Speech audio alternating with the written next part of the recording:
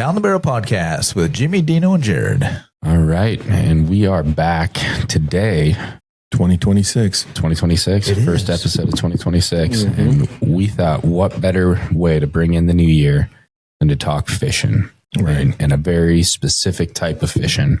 We're going to talk dark house spearing, all things dark house spearing with a living legend, the one and only Denny Lemler. Denny, thanks for joining us. Yeah, welcome to the studio. You. What a hell of an introduction here. The legend. I like it. Yeah, I got to step up here. So, Denny, I guess let's start there. How long have you been spearing? How'd you get into it? Tell us about kind of your journey into that very niche form of fishing. That specific sport, right? Yeah. Because it's very specific. But yeah, I've been in it actually all my life. I grew up on the north end of Bass Lake in just north of Cohasset. And my father worked for U.S. Steel, and during the winter he would get laid off, and so he was deep into spearing, as well as most of the old timers, and so he was the one that you're coming fishing, and I loved it, he deer hunting and all that same thing, but spear hunting was his bag, and he actually was very creative, whatever, and he built a round spear house because he did a lot of spearing by himself, or if I was there, I could help him. But, these are the days where there was no four-wheelers, you had to drive your truck or your vehicle out on the lake, so you had to wait for the ice to get real deep. But anyway, so he built this round fish house, and spear house, and so we could roll it out. Tip it over. It didn't have a side. Right. You just tip it over like a donut, and you roll it out. And it was just awesome.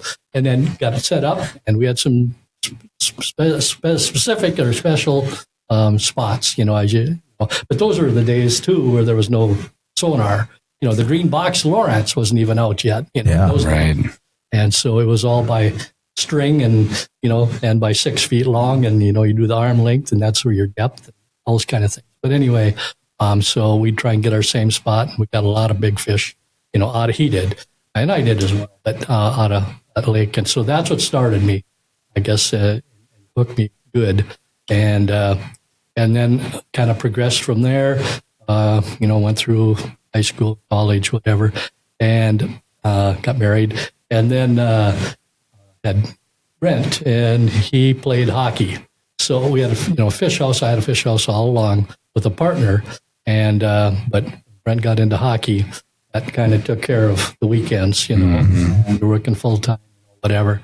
And, anyway, so my partner and he was a police officer, and so those guys have all kinds of time. So a good partner to have. So we hooked up, and when Brent finished hockey, then I got back into it.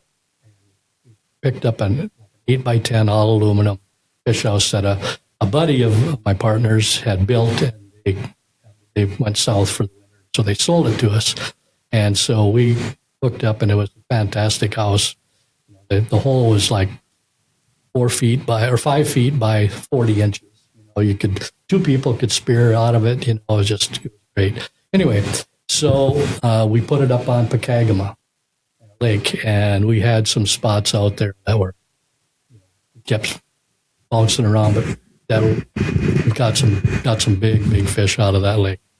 And so, it's a lot of work, those spear houses, as you know, but it's just a blast trying to keep up with it and whatnot. So we did a lot of spearing over by Tioga and bounced around King's Landing, out by Drumbeater. So yeah, we fished, speared on Pekag there for about 15 years with that big fish house, and it was great. We'd try different spots, and there was a lot of guys that come to the house and entertain you, BS, whatever, and have a good time. But we pulled some big fish out of Pekag and seen some big fish as well. a variety of fish. You see walleye, you see lake trout, you see muskie, you see bass. It was just a pleasure to fish in that, and the water was just clear as a bell. Yeah. So fished that for a number of years, and then my partner kind of had some health issues, and one time, not funny, but he had one trip out there, and we needed to jack up the house because it was getting warm, and elevated up a little bit because it's starting to slush up, and he started jacking it up, slipped and fell, and it knocked him out. Oh gosh! He was by himself, and so he laid there for a few hours, and until somebody he came to actually, and then kind of wiggled his way. And those were the days we didn't have cell phones. I mean, Yeah, you did, right. but you didn't. He didn't even know how to run it. Right. But anyway, long story short, he made it off there, and that kind of ended his trip. But kind of wanted to back away from that, and it's it's understandable. So, but we did take that over then to Loon Lake from Picag because it was a lot easier to manage it over there. And he had backed away, but I could at least kind of go from there myself and with my son. So we fished Loon, and that lake is just a phenomenal lake. Yeah. Yeah. It's a good friend of mine, another cop, his name was Tim. And said he was also a guide for Tasca County Guide Service. They were big business, and he was full-time guide as well. I said, Tim, we're going to be putting on Picag there. We're going to move over to a different lake. Which one would you suggest? He said, well, there's no doubt about it. He said, when anybody calls me and asks for big bass or big northerns, he said, I take them to this lake. What lake is it? So he told me, and said, let's go check it out this summer. So jumped in my Pro Guide, at the time actually a Pro V, Lund, and so the sonar and everything. So we zipped that lake, and it was just on the rail. And this was before fast forward, or the live scopes, but you could tell there was some big fish. And set her up there and enjoyed some monster fish. Nice. Yeah, we got 3 fish over 20 pounds out of that. Jeez. It's just crazy. I got to tell you, the last big one that I got out of there, I was just sitting there in the house, and Tim had come in. He said just to stop by and BS. I said, Tim, you're sitting right. My hole was in the center of the house, but the fish had come from the south. I always sat on the north side of this hole. So when he came, he sat on the south side. And I said, Tim, these other fish, these big fish, and I'll back up a step here. On one side of the hole, I had 9 feet of water. The other side was 21 feet. Oh, wow. Yeah, Just that's great stuff. Just Yeah. a big break, And I said, Tim, you're setting right where these big northerns come. And I got those 3 that were over 20, but I had seen a lot and got a lot of fish that were 10, 15, 20 pounds. They all followed that same, just like a deer path. Right. They're big fish, and not very often, but I mean, not every day or anything. Anyway, we're sitting there, and of course, he's sitting on the south side. I seen this fish come, it's like a number 2 shovel, the head coming in, and I could see that. He couldn't see it. And so I'm starting to get my spear ready, and it's just cruising in like a log, and most of the time they come in like a rocket. Yep. So you guys know this one, he was just coming in like a log after my live suckers. And I run 2 live suckers and then 1 decoy. And he's coming in after the bigger sucker, and I just let him keep coming, and Tim's just flapping his lips, BSing, whatever, and all of a sudden Tim says, he swore. Oh, yeah. And about that time, I wasn't going to give it any time, so I launched and got a perfect shot right behind the right, and so it went down, but it's on the deep side. Oh, geez. So it goes all the way, and I go right to the bottom because I knew this thing's going to go wild, and I have a big long spear rope, and it went to the 20-foot side and went right on the bottom, and then of course I pulled the line up to get it taut, to keep that spear on top of that fish, but it's down there just flopping, going crazy. And so finally I said, after it calmed down a little bit and the water kind of calmed down and could see down there good again. And I said, Tim, I said, this fish is going to be going crazy when I start pulling it up. We got 20 feet to pull it up here. So it's got time to wiggle and diggle, and shake off. And he said, I'll be ready. He pulled the chair away. And he was a football player too, big, strong guy. And I'll never forget this. So I pulled it up and I started coming, and that fish was just flopping like crazy. So I went faster I could, up it went, got to where I could put both hands on that spear. And I said, it's coming, Tim, and I'm going to flop it out there. And I flipped it, and it went right, and he just barrel dived on it. He was a football player, He just toppy flopped right on top of that thing, and he had his arm around that big fish, and it was flopping, and his tail was hitting the face. I said, could have speared yourself. Right? No doubt. He wasn't letting it get away. Oh, man, he was just in seventh heaven. He grabbed that thing, and he said, I'm going, and he kicked the door open, and we opened threw that thing outside, spear and everything. Oh, jeez. So that was quite the show. You'll never forget that one. That makes it easy to get hooked on spear. Yeah, no doubt. And when these things come in, they're like a rocket, and most of the time. And Jared knows this. He's been fishing it, and they come in, but my theory is if you don't spear at them, they'll probably come back. Right. Come in, they'll hit that sucker, they'll take that sucker, munch on it, and away it goes. But if you spear, it's over and done, and miss it. But if you don't, just let it be. In a few minutes, they'll probably come back for the other sucker. That's why I always run 2 suckers and a live decoy. It's kind of my philosophy on it. Okay, yeah, like I say, you just never know what their intent is, but usually they come in very, very fast, and because they're hungry. And northerns are very aggressive fish, and even if they're not hungry, they kill. They want to kill that, because they want to beat it up, whatever. So that's usually the speed is wide open, and so you just got to use caution. And like I say, I normally, unless I get there's always that fraction of a second when they hit that sucker and the live sucker and have it in their mouth. There's that instant that they freeze. It's like deer hunting. You better, that's your shot. Okay. Take it. Mm-hmm. But if you miss that shot, if it's still moving or whatever, and going out, you're going to probably miss the fish. And because they're going to take off the way they came in, but it's that fraction of a second when you can get it. Otherwise, don't spear, let it be. And I run 2 suckers, so they'll come back, for the next one, because they're not even though they might be full. I mean, I've cleaned big fish, and they'll have 4 or 5 suckers and or crappies or bluegills or whatever in their stomach. Yeah. And the third one is in the tail's in its mouth. Or in its throat. That's crazy. And they want more. Yeah. So. Yeah. So when you're out there, you're using 2 suckers and a decoy? 2 suckers and an artificial. So the suckers are on a harness. I mean, actually, I prefer the pin. Yeah. Okay. You pin them right at the beginning of the top of the dorsal fin. Okay. And you go right underneath that. There's a little bone in there, and that's what the bone from the dorsal fin. Yep. And you slide right underneath that, and you go right through.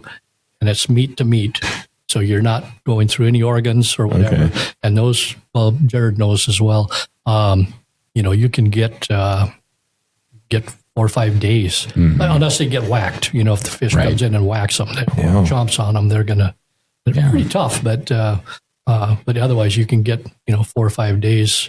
They kind of strangle themselves in the harness. In the harness, they do. They? Because you have to have it. I usually like big suckers. Big meaning I'll start with like a 14, 15-inch sucker. Oh, wow. They're big, and then I run a big and a small. So the small one might be 8 to 10 inches, somewhere in that area. Bigger than a pike sucker, but still a decoy. And so that way, bigger fish want the big decoys or the big suckers. Right. Smaller fish like the little ones. But so you can make it work that way. Yeah, and those lines don't get tangled up. Oh, they get they do. tangled big I was time. like, I mean, I can imagine. They can get, Like at first, right? When the suckers still have a lot of yes. energy and they think they're free, Yeah. they tend to calm down after a while. But then you barely touch that line and they start going again. Yeah. Yeah, the cop that was mentioned, his name is Tim. He built fishing rods and lures and all kinds of stuff, and he was always wanting to mess around. Anyway, so what he did was to slow these big suckers down. He took duck decoy anchors. Okay, the big straps. Yep. Oh, yeah. It's all lead, Texas rigs. and he would melt them into about an 8-inch. It would look like it was about 1.5 inches square, about 8 inches. Is that long. what you're running on your? That's I went to L&M and I'm like, what is this shit that Denny has on his rig? You won't find them. These are custom made. All right, weights. good to know. And there's a swivel and a steel. You got to use steel because things chomp. They'll anything nylon line or Dacron or any of that stuff, they'll chomp it. So and then swivel out of each end. So you run that off from your line coming down. Yep. And then you can run. Actually, you can run a hook under there if you want, or a flasher or something else, or whatever. But so It's like it looks like this like a lead like a gold bar, but like lead. Yeah, and then okay. what is it wrapped in? Like electrical tape? tape, and then there was in the day there was those prisms, so you could do different color prisms and stuff. Yep. Okay. So it actually acted as a flasher, Yeah. too. But it slowed them big dogs down because I suppose. it weighed. Well, it's in the mid. I don't know, probably half a pound, or more. So they start moving that thing around and around, and They get tired. They get tired. It'll wear them down.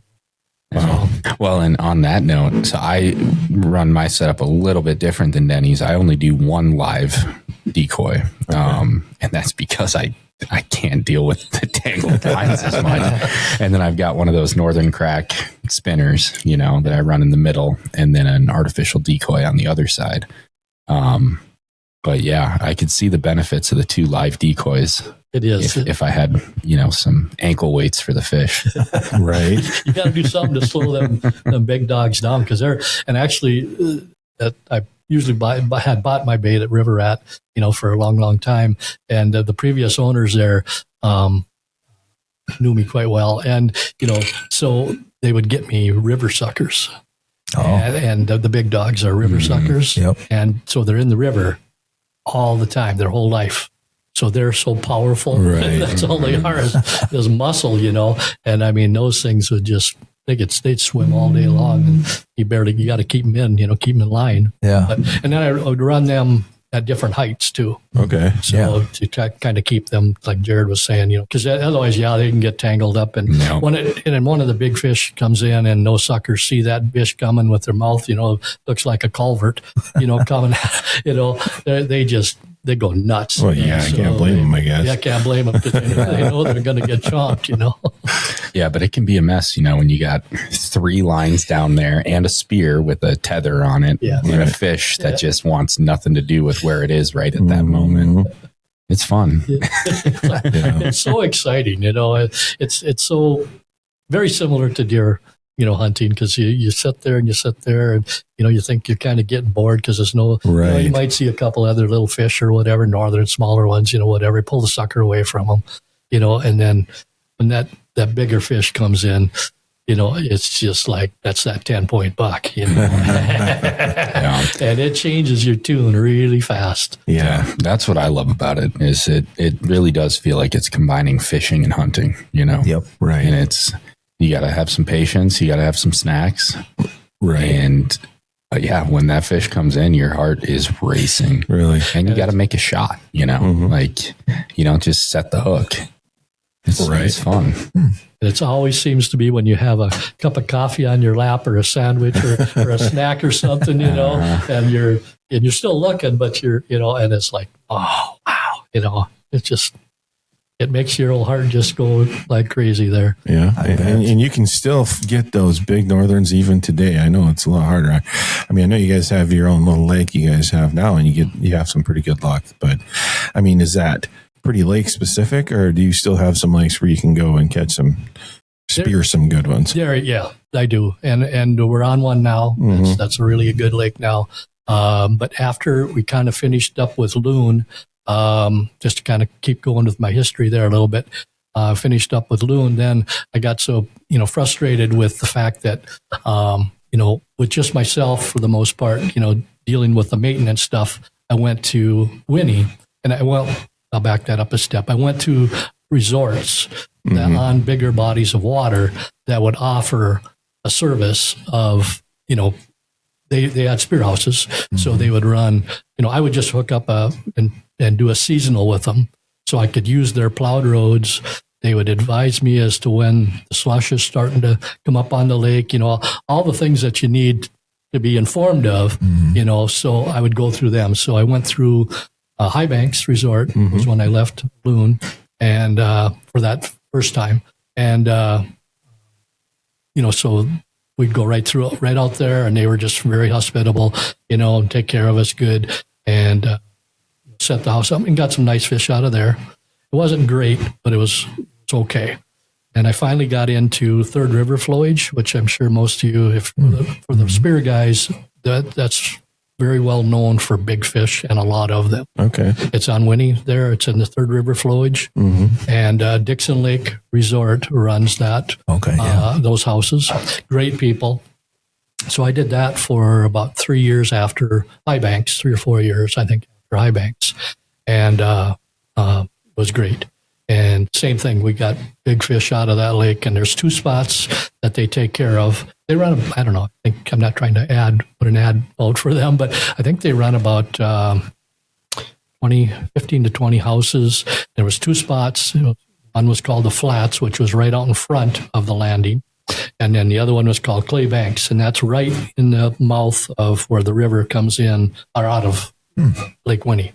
So those spots are good at certain times of the year. So I'd usually go over there, go out to the Flats to start the season. And as the season progressed, start to slow down a little bit. And then I'd move over to the Clay Banks and finish it off there. Same thing. A lot of good fish out of there. And with good fish, I'm referring to over 10 pounds fish. Right. Wow. Whatnot. So what's your biggest fish?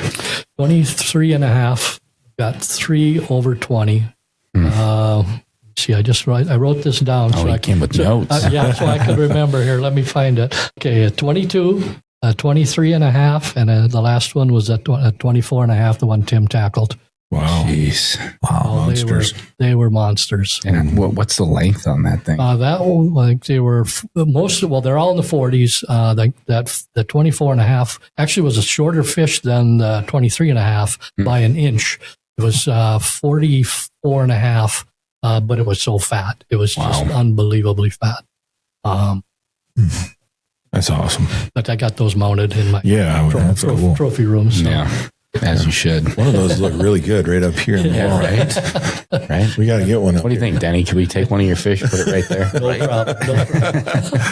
problem. We're going to get one out of the... That's right. Our We're getting one this year. Yeah, we will. I think it's possible. I did take a 40 and a quarter. Was that this past summer, or was that 2 summers ago? It was 2 summers. 2 summers ago. Yeah. Out of that lake. Yeah, opener. It was on Mother's Day. Was it Mother's Day? So it was open water fishing. Yep. But and then a lot of like 36, 38s out of there. I did get 1 over 40. Really? Well, that'd have been that's in the 20 category, I would guess. I don't know if you scaled it or not, but I didn't. Okay, but it was fat. I would imagine. It was a good fish. Yeah. That's my biggest of all time. So for spearfishing, like I've never done it. Where would you? I mean, obviously, it's difficult, but so the depth to put your house on. Okay. I mean, what's a good start? I mean, obviously everything's a little bit different, but what's a good starting point or a good depth to get into? As Jared knows, because we kind of did this together a little bit on this lake here that we're on right now. But I like to have a sharp break. Mm-hmm. If you can't find that, then do typically a point, okay, and or where it's going from shallow to deeper water. But if you can get on that, I've mentioned that break on loon, that's really, really dramatic. Most lakes, you're not going to get that. That's why that was a honey hole. I can't believe. But most of the lakes, including the lake that we're talking about now that we're on now, it's more of a flat there. But there is some pretty good. There's a couple of spots with inside curls, corners and curls, and then this point that we're on now. So, if you can keep it in that 8 to 9 feet to a dozen feet, 12, 13. Okay. We're in 13 right now. But then it's got a sharp break to it. So, and I suppose some of that depends on the clarity of water too, because obviously with spearing you want it as clear as possible. Yeah. Yes. Yeah. Okay. Yeah, because we're in 13 and visibility to 9.5 right now. 9.5. We need it to clear up a little bit and keep checking it every day. But there's still fish, but you can't see them. Right. I took one, which I didn't want to 2 days ago. It was 10 and change. Beautiful, fat fish, beautiful fish. Came in, whacked the big sucker, took it. I pulled it back in. It was flapping out and dashing all over the place. It came up to the top of the water, splashed water all over my face, and it took the sucker and away it went. And so I go, well, I didn't spear at it, so it'll probably come back, and it did. Well, it came in 100 miles an hour and whacked the smaller sucker. And I go, well, you've upset me now. Now it's personal. So I stuck it, and that was 35 and change inches, and a little over 10. Well, and I didn't tell these guys because I didn't want to get their hopes up. But you got that thing smoked over at S&S. Yes. Really? And there was a chance we were going to get to sample it today. That'd be so good. I'm assuming it wasn't done. And the day isn't over yet. That's true. It still might happen for our meeting tonight. Yes. But I'm very anxious to get it. And because they do a great job of smoking. But I've never had a northern. This will be my first northern smoked. Yeah. So I slabbed that one at beautiful slabs, because it was...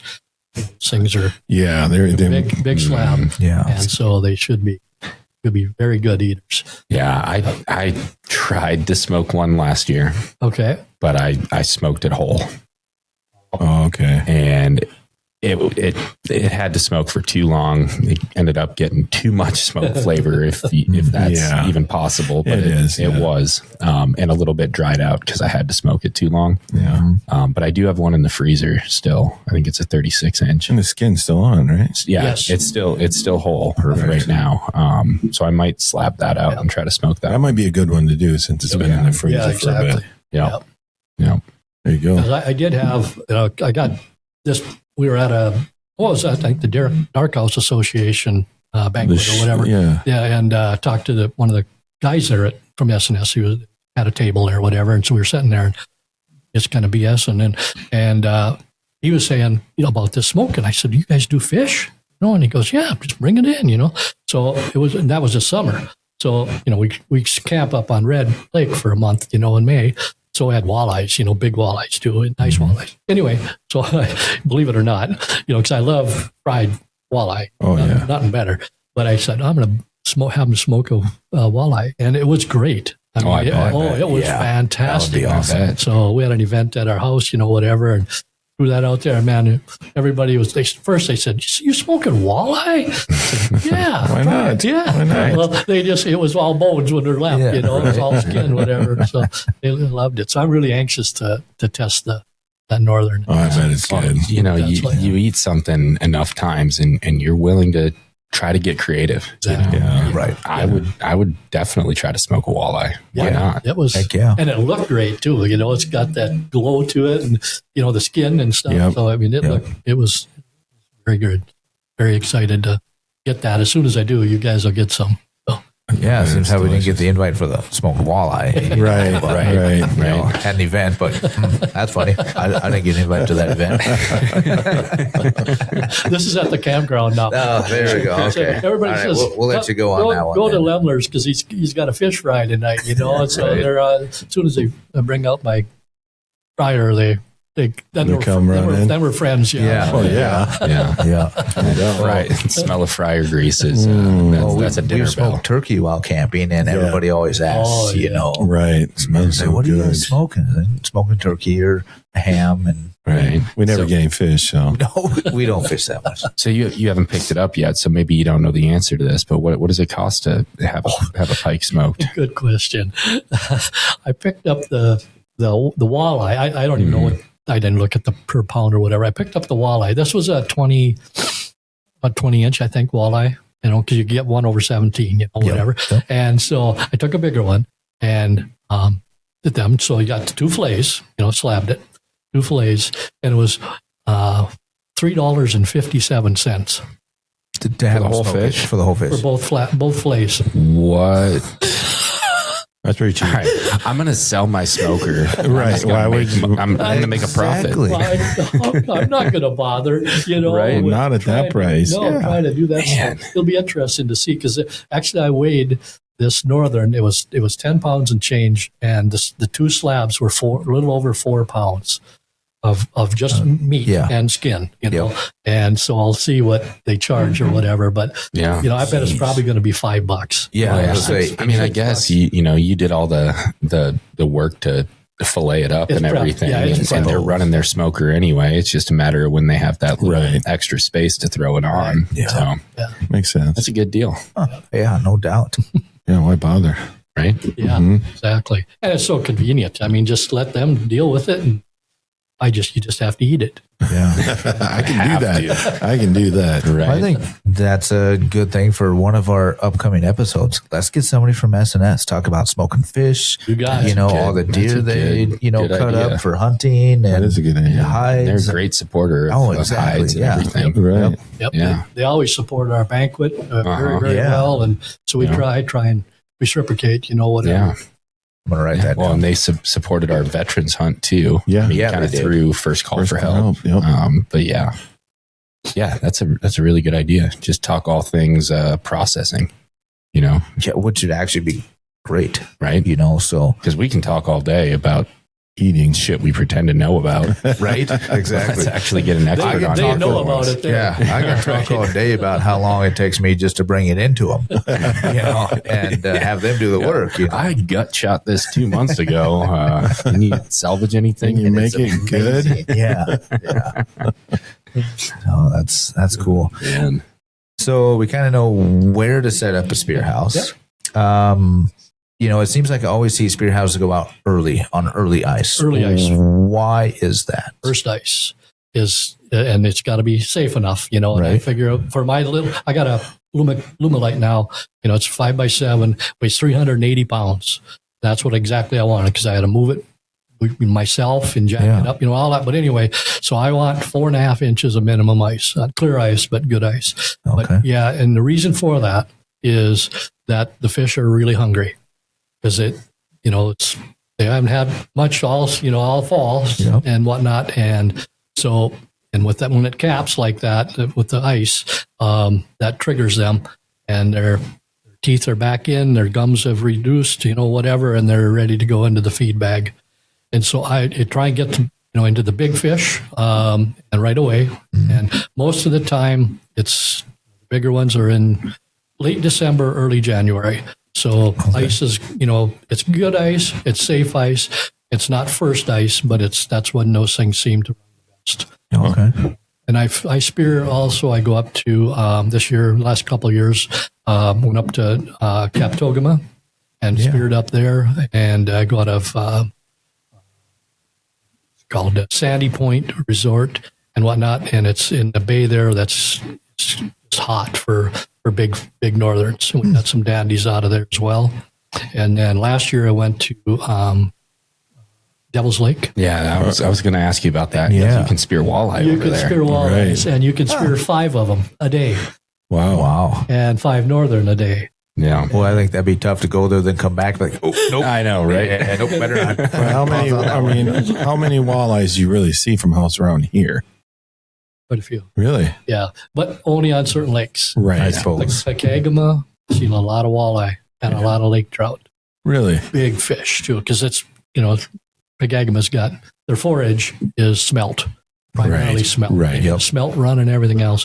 So those northerns, that's why the northerns are so big. The walleyes are so big. The lake trout are so big because they're pigging out on those smelt, Mhm. and so they get it's ginormous. So, but it's clear body water with good forage. You'll see walleye. You'll see trout if it's in there.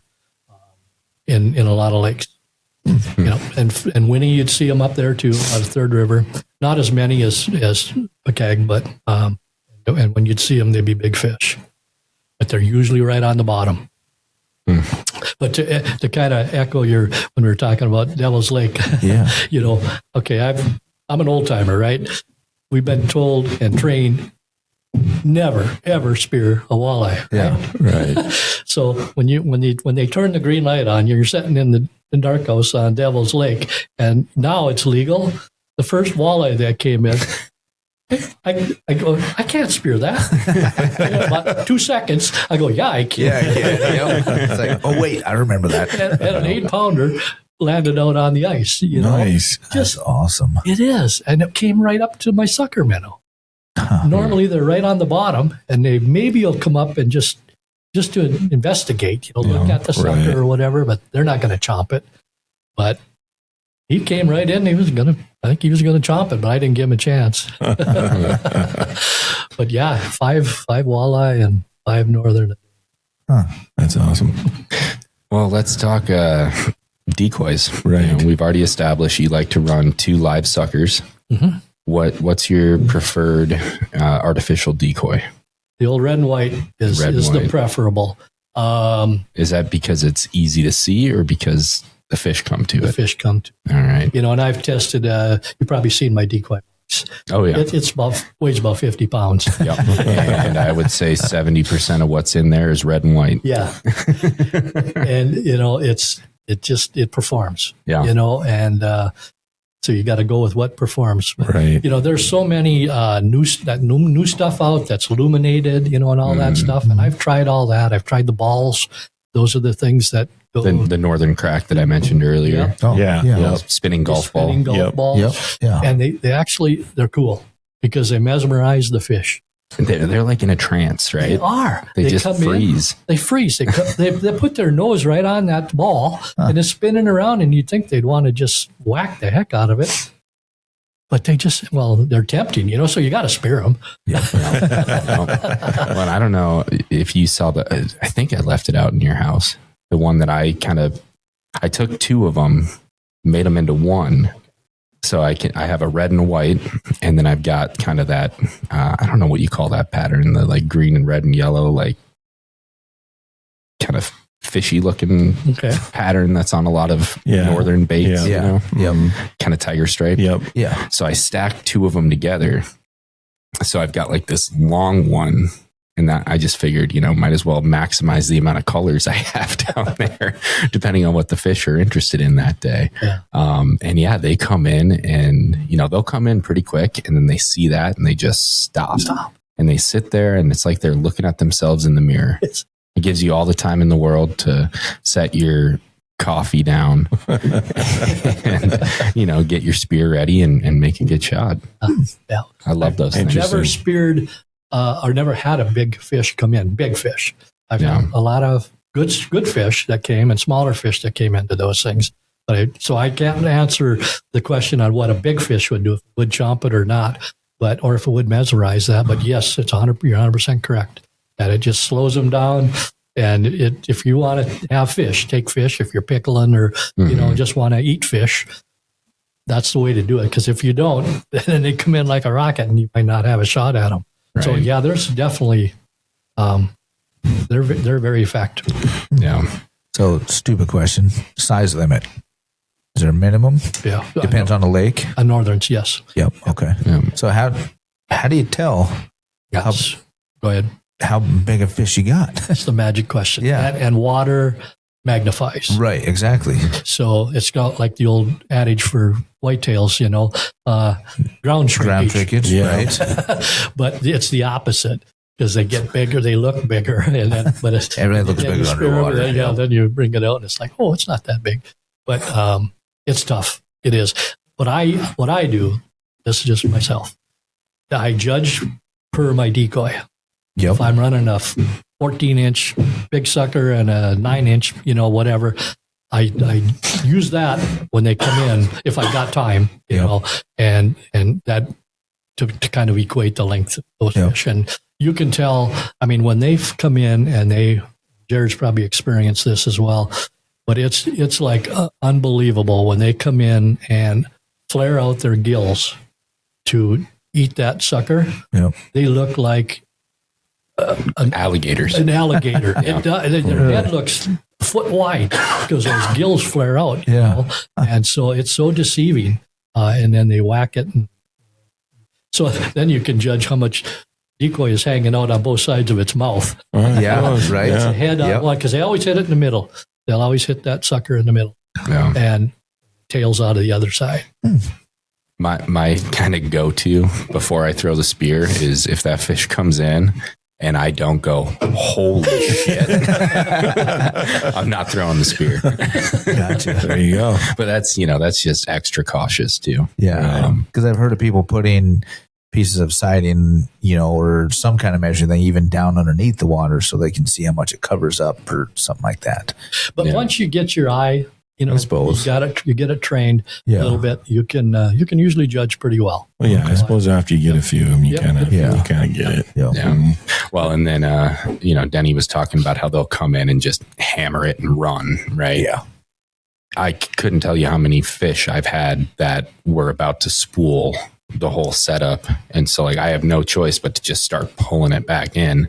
And these fish are so aggressive and so hungry that even with an artificial decoy, like not even a live decoy here, they just won't let go. I had one last year that had it all the way up to the surface, still would not let go. And at the surface, you can tell the size, and it's not worth spearing. Right. I lifted this thing out of the water Still hanging out. and was shaking it, and then it finally let go and swam away. Look it right in the eye. It's like they tried so hard, and I got it. I'm not letting go. Yeah. Crazy. No, it's a lot of fun. And I'm very new to this. I had done it at, I don't know, maybe I could count on one hand how many times I had dark house spearfished prior to meeting up with you and kind of learning from the guru over here, the legend, the living legend. The old fart. And I'm addicted now. Yeah. Went out twice with you, and I have my whole own setup now, other than my own dark house. But I got my portable setup where I can use it as a dark house, which is pretty great. It is an addiction. That is for positive. Yeah. So can you, again, I'm all filled with, stupid questions. But at some point, say not a whole lot of fish coming in and you're just sitting there for hours. Do you angle out of the same hole at times, or do you just want to strictly spear out of that one? I strictly spear, but if up on Third River, you had everything come through. I'd have bluegills, I'd see schools of fish, come through. 30, 40 fish at one time. Yeah. So I would set up my and have a little, because you can do that now. You can angle and spear at the same time. That's what I was going to ask. They changed that law. Oh, okay. About 5 years ago. Prior to that, you couldn't. Right. And you had to have, it had to be a dark house. Now you can have windows and all that, whatever. I don't, mine's completely dark. But whenever I had those situations, then I would have a setup, little jig stick, rod and reel and little minnow or whatever, and just sitting there ready to go. And those came through. And I many times have got slab crappies and bluegills and whatnot up on Third River. Yep. On the little lake we're on, we don't see too much of that other fish. But I think I've seen one bass. Otherwise, it's I don't think the I've big seen pike. Yeah, I've never seen anything other than. Gotcha. Yeah. But yeah, when we had Jen Pudens Yes. from Adventurous on here. You know, she was talking about how she started to fall in love with sight fishing through the ice. Yep. And that's basically what That's you're talking about. Yeah. You know, you're using like a big cutout spear hole and just jigging Just through it. angling through that. Yeah. And yeah, if you're in the right spot where you got multiple species of fish, why not? You know, Right. we're not set up to do that right now. Correct. Well, yeah, I suppose it depends. You know, and just when you're saying where to set up, you know, you set up on those ridges or those drops, like in certain lakes, like you even talked about Pokegama, you're going to get a lot of those varieties of fish coming through. So it's like, that would be my luck. I'm there, only have spearing stuff ready to spear, and I see everything that I can't spear. Yeah. So that's why I was like, can you, you know, sight fish at the same time, or, you know, would you? So, You know, why not? Why not? right. Why not? Yeah. But up there, you know, you'd stay busy. Busy meaning Seeing fish. seeing fish yeah. all the time. Yeah. Where with just the northerns, you know, you don't see them that often. When you do, it's good, but it's a lot, keeps you more occupied or whatever with different fish coming, different species, you know, coming in. And you learn a lot too from how they school, you know, how the big ones stack up versus the little ones in the school, you know, how the big they are below, you know, and the little guys are on top, and they get the pecking order. order, and the bigger fish, they see the minnow they want or whatever you're using for a lure. I mean, they'll blow right past them little guys and come up and take it. You know? Yeah. So you kind of learn a lot from that. Well, like you said, you know, it's like hunting. Obviously, you learn that while hunting, and I think more archery hunters probably see that a little bit more. Like we were talking about earlier, even before the show, how archery hunters seem to be a little bit more relaxed and, you know, can just see things a little bit slower down when it comes to archery compared to rifle season. Right. Yeah, I mean, I think at a certain point, when you spend enough time being quiet and patient, you know, your senses develop. They adapt to the species you're targeting. You know, a little bit more. Whereas a lot of the, you know, nothing against it because we all do it too. But like firearms hunters, you know, you're in your box blind. You know, you're not as like immersed in what you're targeting, you know, and it's, I think the same with spear fishing and regular ice fishing, where, you know, we were just ice fishing and we had a boom box playing, you know, like, and you just happen to have a pole or a rod in your hand that you're jigging every once in a while. Right. Whereas spearing is much more like I am focused on what I'm doing because this could happen any moment and I need to be ready for when it does. You know? Yeah. So, I mean, we're speaking of spearing here. Let's talk about the spears. I mean, like when you're hunting, you know, everybody's got their choices. That's the same with spears. Is there a bunch of different kinds of spears? By far. Yeah. By far. Different weights, sizes, lengths. There was tridents. There was an old guy. His last name was Betts. Okay, Betts. And this is in northern Minnesota here now. And that his spears, he made them. They're all custom made. Okay. And he made literally hundreds of these things. So anyway, that was in the day. That was what you wanted to have, was a Betts spear. And he made them from 5 to 9 tine. And, you know, this is my opinion. Okay, I'm kind of digressing here a little bit from his philosophy or from his spears, but I always went with odd number tines. And I personally like a 9 tine. Okay, with odd number of tines. The reason for that is that means that there's a center tine. Right. And that center tine has a double barb on it. Okay. So you want that, you know, it's like hitting that deer in the heart, you know, with your bullet, with your gun or your bow. But, you know, you want to have that so you get them right behind the head and get that center tine in there. Then you've got your support tines, which are only single barbs, but on each side of it. So a bigger fish you can have. I mean, I've literally had some of those 20 plus pounders I've had when I've speared them, and I got them right in the perfect, right in that the center tine got the spine, and they still took my spear, and I got a big spear. So it's kind of heavy, and it went right around. They went right around the hole with it, three or four times swimming. Jeez. Before they run out of gas, and and they had that spear in their back, but they're just so powerful. And I've had them where I've lost them too. They'll spit the spear right out of it. If you get them a little too far back, you want to get them right behind the head. Mm-hmm. Get them in the center. They got both the front and the back to power, and they'll throw that spear right out of there. Yeah. Well, I think it was a meat eater episode, and I think it was actually Steve Ranella did some spearing. Yeah. I want to say it was back in Michigan, and he actually went out and used a single tine, really old school single tine spear, like a harpoon. Right. I don't think he ever got one. I was going to say that seems like it'd be pretty tough. Yeah, it would be very challenging. But I would agree with the odd numbered tines, because it is nice to have that aiming point. Right. It's very clear. I've got to look at the one that I have. Yeah. I've got an old one from father-in-law, and it's got to be an odd one because it's got quite a few. So I'm assuming it'd be an odd number. I bet your father-in-law is probably 50 years old then, or something. Oh yeah. That's probably a bet spear. Yeah, it's all steel or what? Yeah, it's heavy and rope tied around. At first, when I looked at it, I think it was last year we talked about spearing. So I was like, oh hey, I've got one of those. I know where it is.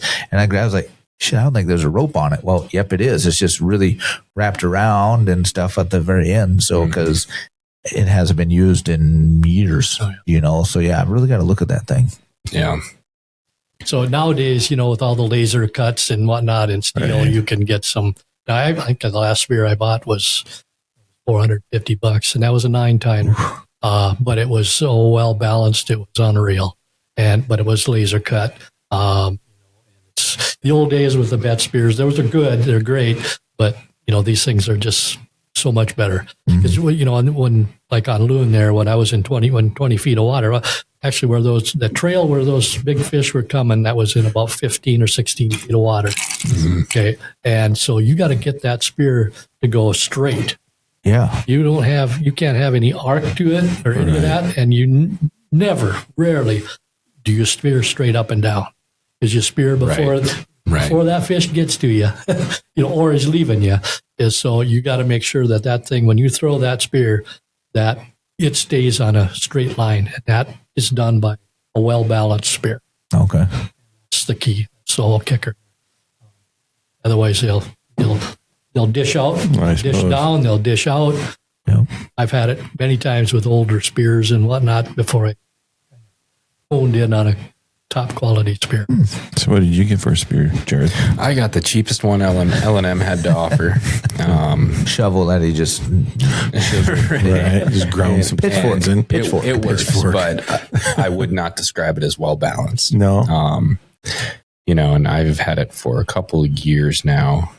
So we've had a few Christmases now where I've asked for a nicer spear for Christmas, and I have not gotten it. The spear fairy hasn't visited you. No, my wife does not believe in buying me things that promote death. Yeah, but it puts food on the table. Exactly. She doesn't complain when she eats it. Exactly. Yeah. But she expects me to buy all of the things that I buy to kill things. Murder. Yeah, she literally calls my game meat freezer the murder fridge. Oh, my goodness. I mean, she's not technically wrong, but... Right. Well, she's wrong in that it's not a fridge. It's a freezer. Well, there's that. We should check with Dean. He might have one of those bets spears. Right? You want to trade? No, but I can show it to you. I mean, I'll also let you borrow it because obviously I'm not using it. Well, anytime you want to use mine, you're welcome to it. So you'll know what the really good stuff is, and I can get your wife one for you. There you go. So I can talk to her. All right, there you go. Perfect. I got a line on those things. So get those laser cut ones. There you go. Yeah, I've been seeing some online that have they have the handle, then it goes into two. Yep. And then it goes into the spearhead. Mm-hmm. And them look pretty fancy. I don't know what they call them, but it's just some of those are for sturgeon spears. Okay. And they actually, you've seen those ones.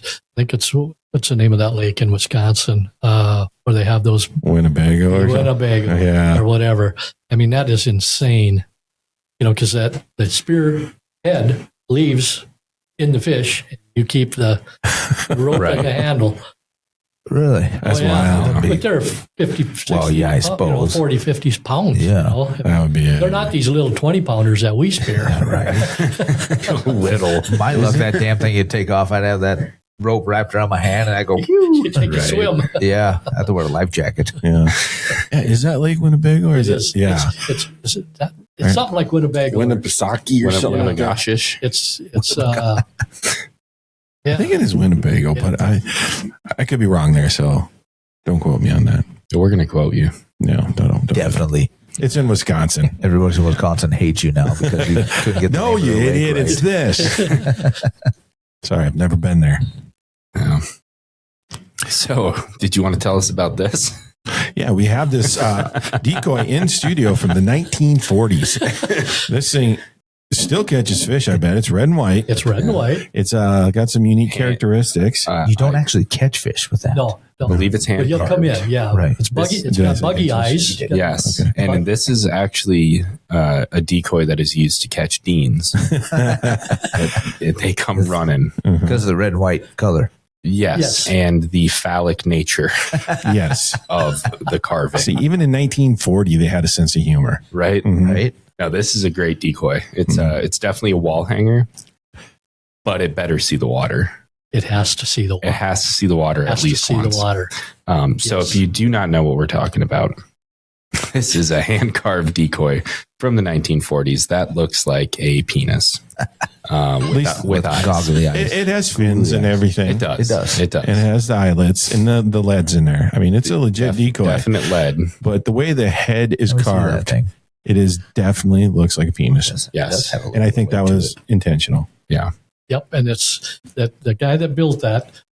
His last name was Olds, and that was the big thing in the day. They'd cut those out, they carve those by hand, and they'd cut out on the bottom the slot, and then they take lead, melt it down, and put that in there for the weight, for the Mhm. balance, and then you can adjust all those fins so you can get circular when you start operating. Yeah, it'll swim, it'll go in circles, it'll go fast, it'll go slow. Yeah. You got all those adjustments on there. So Yeah, I remember my uncle growing up used to take the tire weights off of tires and melt them down in the kitchen and make these. I mean, my dad still does make some decoys, and he's big in the And then spirit. he'd but take the same pot and make you mac and cheese. And that explains that a might lot. explain a lot. Huh? Yep. That IQ, that explains that. perhaps a little lead poisoning. Yeah. It just makes you tough. Yeah. And a little slow. Survive. It makes you something. Feels So- kind of weird holding that decoy. That's just because of the way you were holding it. Is that what it was? Close So your I know mouth. we I'm are. not used to that big. True story. I know we already talked about decoys and setups and everything, but I do want to go back to that and talk about with your artificial decoy. What action are you looking for? Because a lot of them, especially the newer ones, they've got the 3 different attachment points that give you very different action It's very sure. in the water. Yep. So what's kind of your go-to? How do you To determine? go to, I start with small circles. Okay. So when you elevate it, do a pull up, maybe 2 feet or 3 feet, make one complete revolution or maybe 1.5, whatever. So it's a tight circle and do that, and then I'll let that set for a little bit and see what happens. Maybe do it again and then back it off a little. So then you take that back fin and reduce it. So the more you take it and go this way, it's going to have tighter circles. So more you So straighten. the curve on the tail. curve on the tail. The Yeah. more More you- dramatic the curve, the the quicker Tighter the the circle. quicker or tighter the Yeah. circle is. And then you straighten that out to go big long swings because you can go actually outside your hole with these, Oh, wow. yeah, you can make it go that big of a swing. And I found out you can also go around your other line. Oh, I was wondering. It seems like you can tie a pretty good knot that way. Yeah, we've all been in that dilemma before. Right.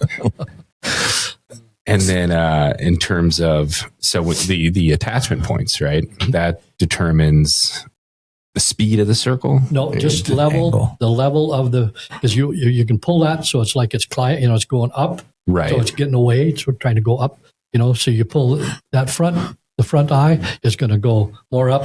Center one is going to go Level. more level. And then that back one is going to go, it'll dive. Right. So it'll go down. Right. But also, if you do the one where it's diving and then, jig it, it's going to do faster circles, right? Exactly. Yeah. And you can adjust that Yeah. back. These really, you can do that. You can do this, the two fins on each side, but they don't really do a heck of a lot. It's just Right. that tail fin that really does most of it. Yeah.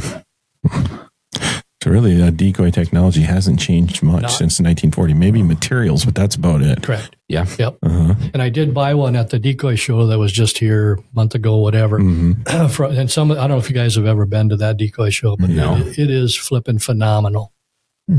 Some of those decoys are $400, $500, $600. Well, yeah, some of them are like art. They are art. Mhm. The time that they spend on those things are just, you don't even want to put them in the water. Yeah. But it was, I come across this one, I can't remember the name of the company was, but anyway, it was called the Two Facer. And it was just awesome. It was red and white, just like Mr. P here, we'll call it. Mr. P. But it was a thicker body, and then thinner. But then the other side was red and white on one side. The other side was like a perch. And the guy, the paint on that thing was just phenomenal. He just nailed it. Just nailed it, and so I gave that to our son for Christmas. And so it's not been used yet, just like Mr. P here. We're going to get him out in the water here pretty soon. Yeah. So, but I'm kind of anxious to try, both of them. But, because then you can make that tail adjustable so you can go either way. Yeah. Keep the red and white on the outside, Mm-hmm. keep the perch on the inside, vice versa. Right. So kind of curious to see how that'll work. Very cool. Yeah, I'd like to take a picture of that and use it, but I don't know if we get flagged for that or not. Yeah. Who I knows? don't know. I think with the eyes, it's. You probably could have. I mean, when I first saw it, I was like, when you look at it head on, which you guys have been doing this whole time. It's pretty obvious. It's pretty obvious. I mean, when I've I been first looking from saw the it, I was side. like, oh, wow, that's an interesting decoy. And I was like, thinking, has anybody ever told them what that looks Right? like? Should I say something? I know. I thought I'd bring it in. But I wasn't sure if Denny carved it or open something. conversation with it anyway. He brought it in, and I was like, "Oh, Denny brought his lucky." Oh, what is that? His lucky dip. It's like, what was that guy think when he was carving those? Like, Right. I'm going to get a, people are going to get a He kick had out of his this plan one. on that one. Right. I'll tell you. Yeah. Well, so I used to have maybe I still do. I don't know. I'd have to check my wife's dresser drawer. But, my brother Better stop there. Right? My brother lived in Indonesia for a while, and the only thing he brought me back, he lived there for like 4 or 5 years. Mhm. The only thing he brought me back was a hand carved wooden bottle opener with a dick and balls. Yeah. Like that, you grabbed onto the shaft and you opened your bottle opener. And I don't know where it is. Maybe the wife took it. Who knows? But that was my bottle opener for a while. So Nice. I appreciate this art form. Yeah. It's from the 1940s. That's what Right. even makes it Yeah. cooler. Just Right. awesome. Dick jokes, they'll never go out of No. style. Never go out of fashion. No, that's right. Yeah, you got to get that thing wet pretty soon. Yep. Yeah, it's got to hit the I water. want to see what kind of fish it brings in. Right? Yes. Yeah. Very, very curious. Yeah.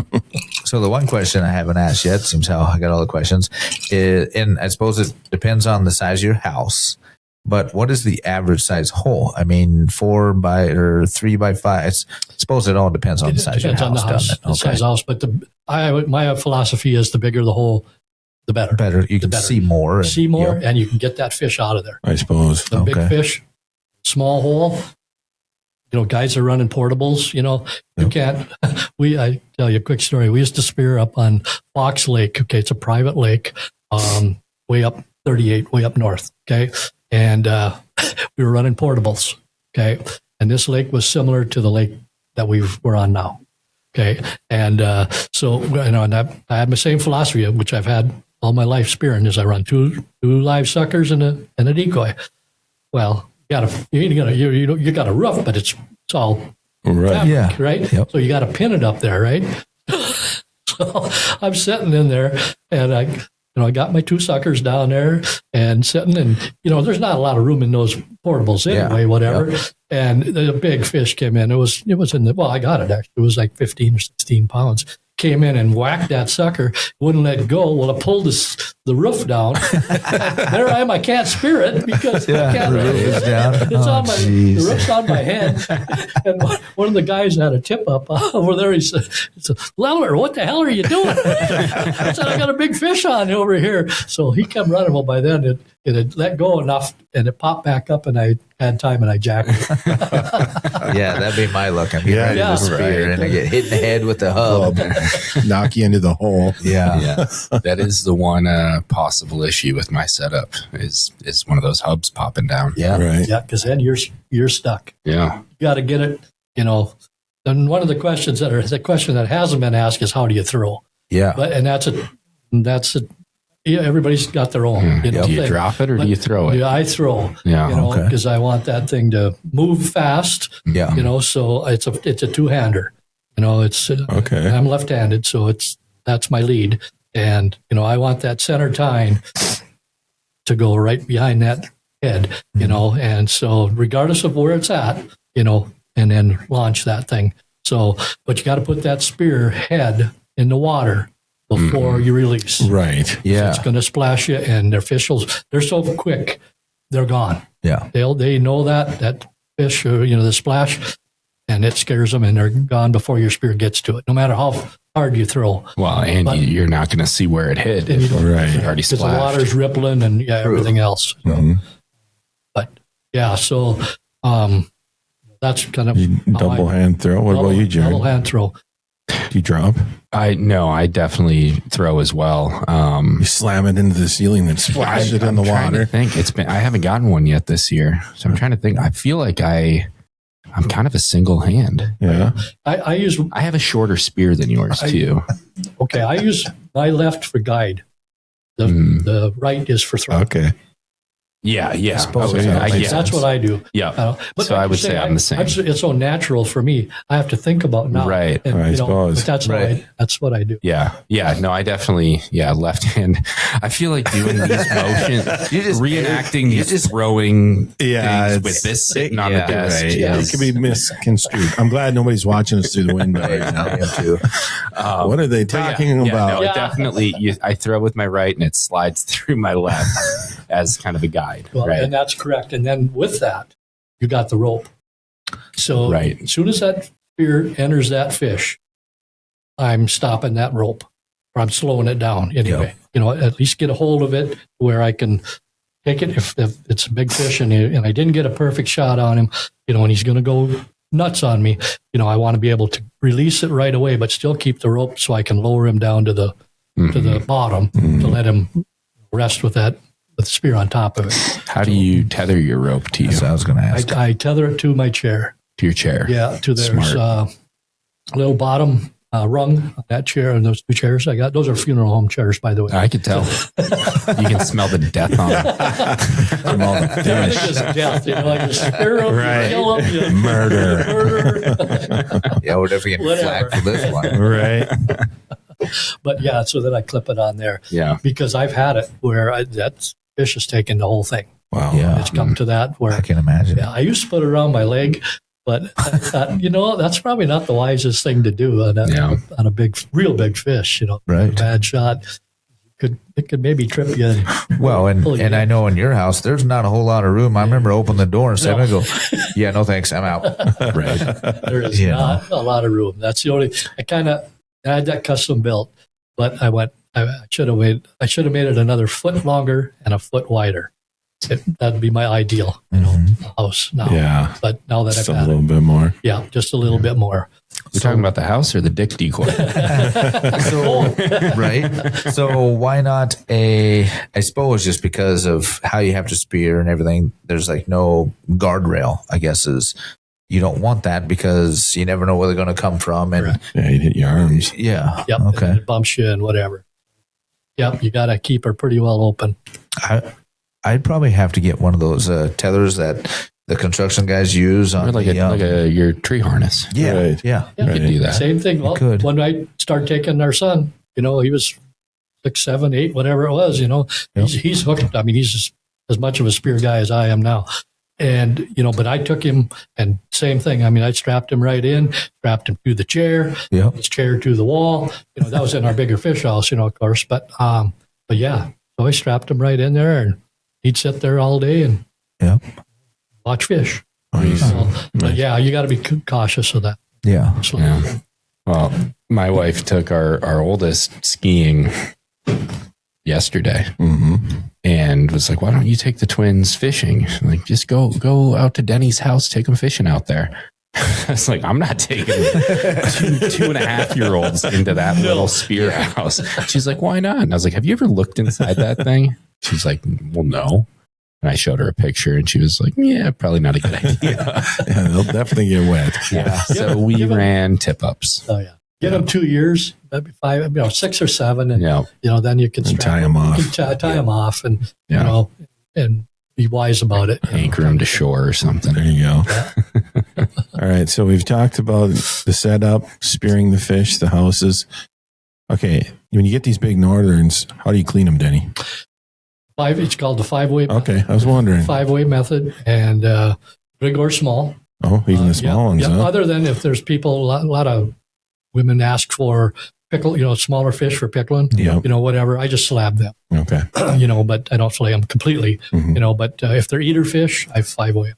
Yeah, and I think the one that I caught last year on the same lake was I did that five flay method, and it was so much easier with those big fish. Oh, I've tried it so many times and never quite pulled it off right, and that was one of the first ones. that's the best way. Yeah, for sure. It works out those well. wide bones, I mean, it's a shot in the dark, Yeah. I mean, but the 5-way is the best way to minimize, or to maximize getting them out of there, Right. getting them cleared and have just meat. Mhm.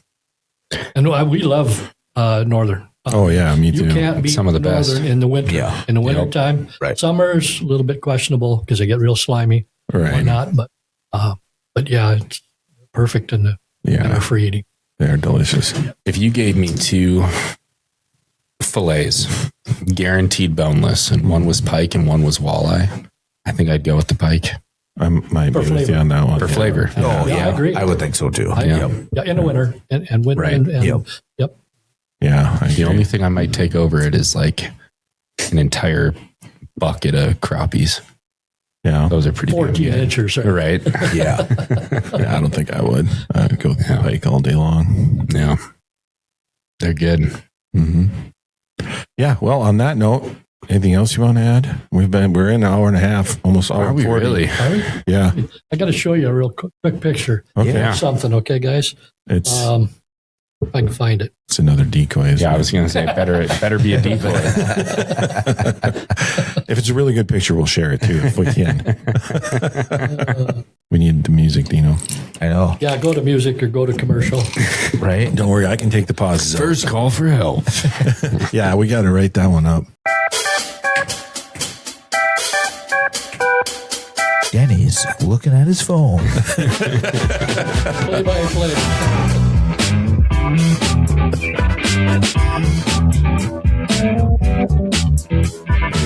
I kind of like this too. It's kind of funky. It is.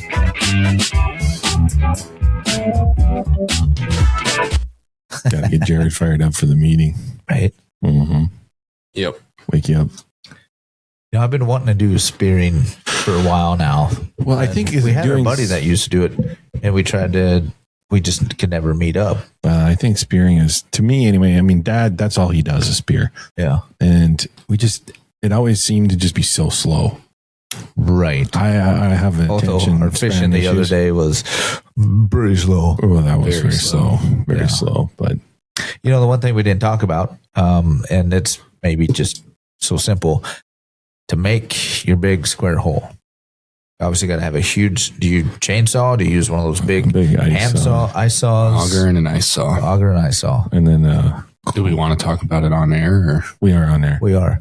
But I'm thinking, do you drill all 4 corners, or you just drill one with the auger? And So my first time doing it. I made the mistake of I drilled the 4 corners and then I hand sawed the rest. That sucks, dude. Oh my You God. gotta drill I thought as I much was as having possible. a heart attack. Yeah. You drill as many holes as you can fit on each edge, and then you just connect them with the ice. And actually, you're going to probably want to quarter it because you got to get those ice blocks out of there. Right. The big tongs. Yeah. And then you're just connecting your auger holes with that saw. Gotcha. Much easier. Way easier. Do you pull the ice out? Do you push it under? You pull it out? I take it out. It's kind of dealer's choice, but That's what I was most thinking, people, I think, take it out because then at the end you can put it back in. And that tends to be safer If for they put it back snowboarders in. and snowshoers. Because if you leave it on the ice, you can hit That's it with a huge, snowmobile. huge hazard. And it's like a cemetery, tombstone. Right. That's what they call them up there, is tombstones. So, Always got to mark your hole. yep. Right. Yep. Okay. But to add on to that, I've got a super modified a chainsaw, 30-inch bar.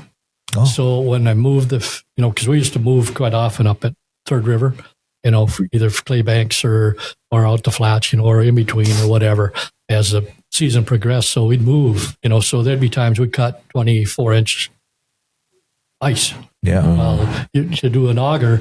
That's a lot. Yeah. So this super modified, this thing has 10,000 RPMs or whatever it is. Wow. The guy made it custom, whatever. Anyway, so, in 15 minutes, you got a hole cut and you do it right. So you could quarter them, not quarter, but eighths for the size of hole I had on the bigger house, so that you'd have 8 blocks of ice you'd pull out your tongs. Yeah. You could just zip right through it, just knife through a butter. Nice. Did you get wet when you did it, though? Oh, yeah. Oh, yeah.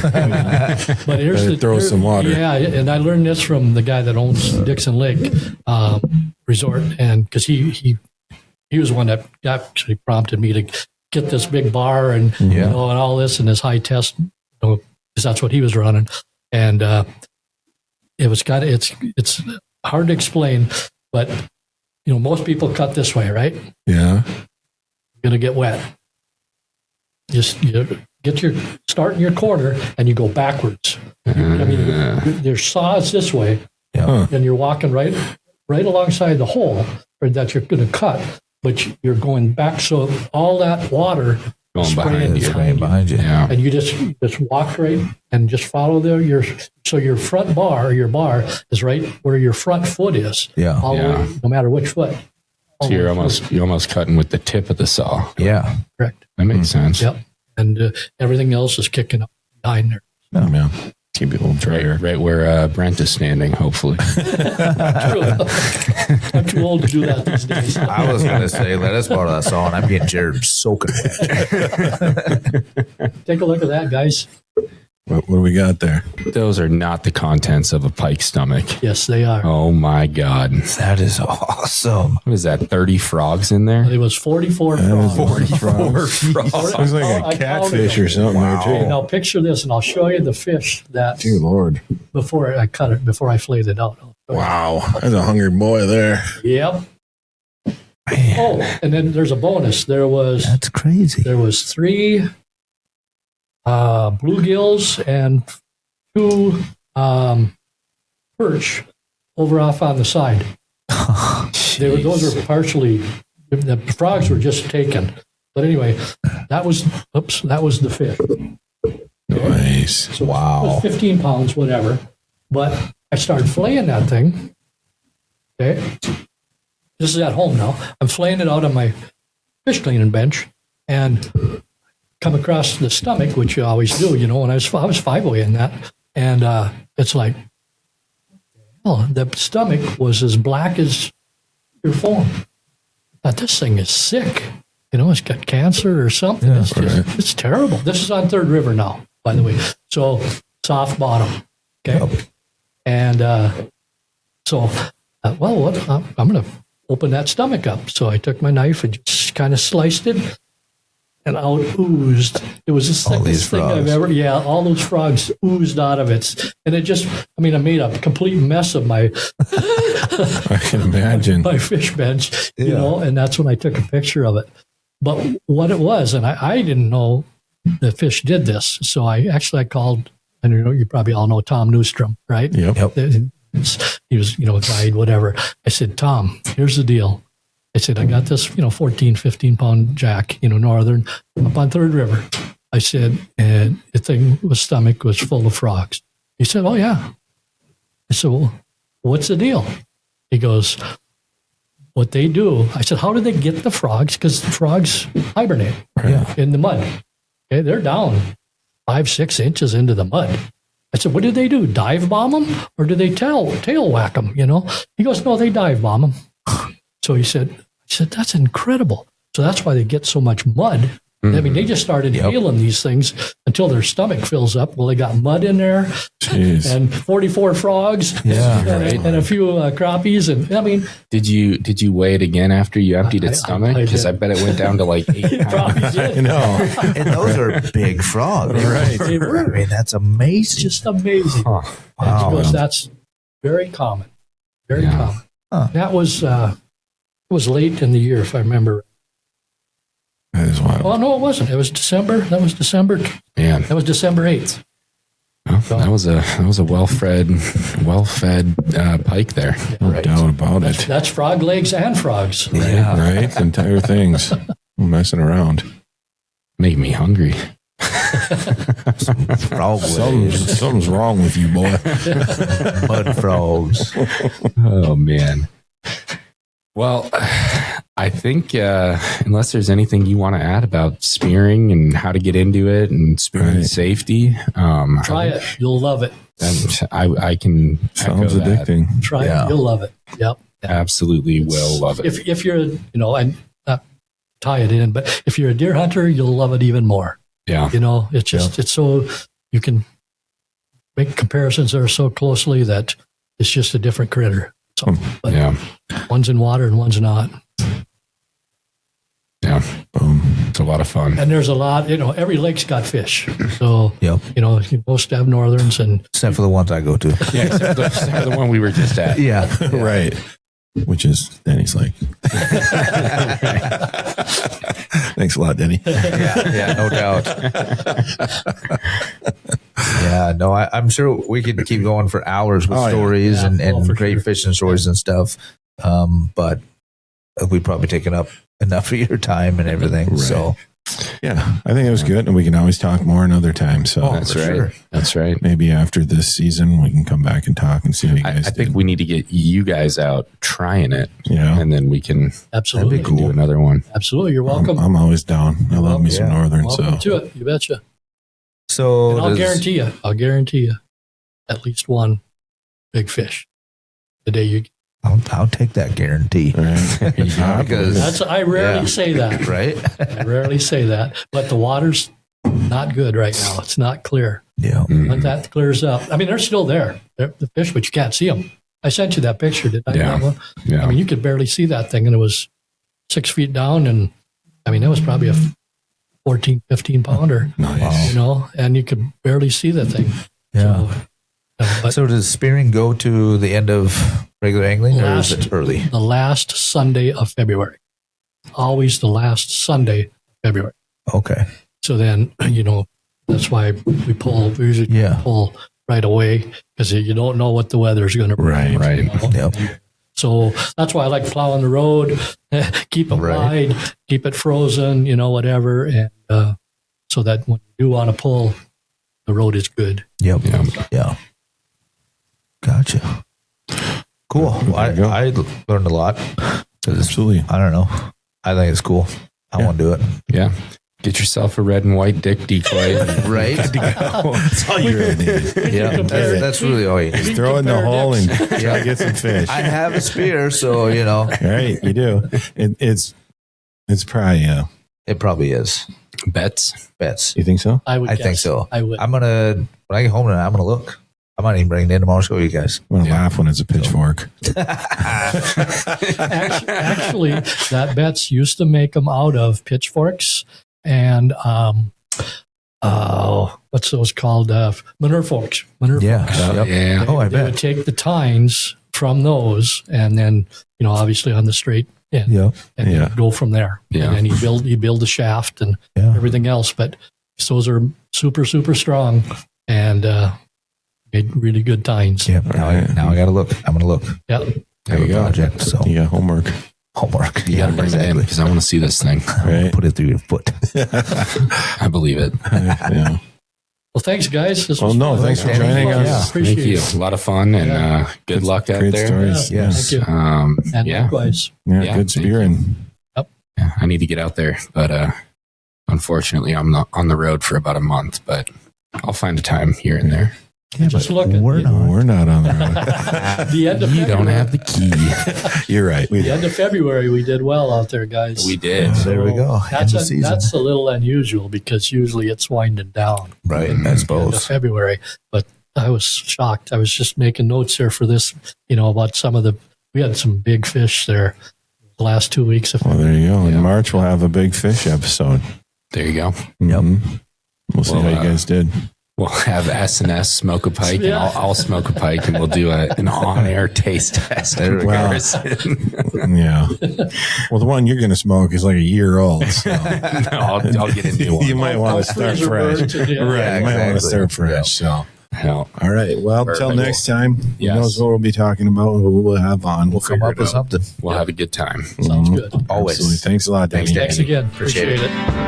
The Minnesota Deer Hunters Association has been building our hunting and conservation legacy over the past 40 plus years through habitat, education, advocacy, and legislation in Minnesota for Minnesota. The Minnesota Deer Hunters Association and wolf.report proudly sponsor this podcast. However, please note that the opinions, topics, and guests featured may not necessarily align with the views, beliefs, goals, or mission of our sponsors.